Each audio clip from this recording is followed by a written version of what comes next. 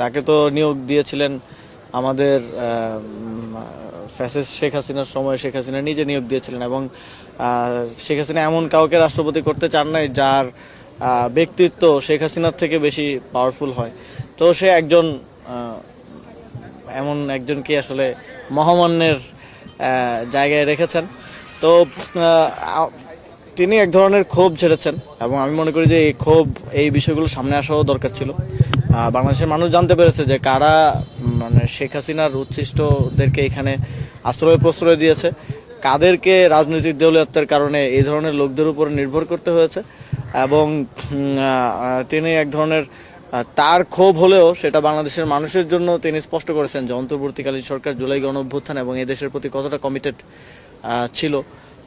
এবং I think এই বিষয়গুলো বাংলাদেশের মানুষ, আপনি যতভাবেই ফ্রেমিং করার চেষ্টা করেন না কেন, মানুষ তো দেখে।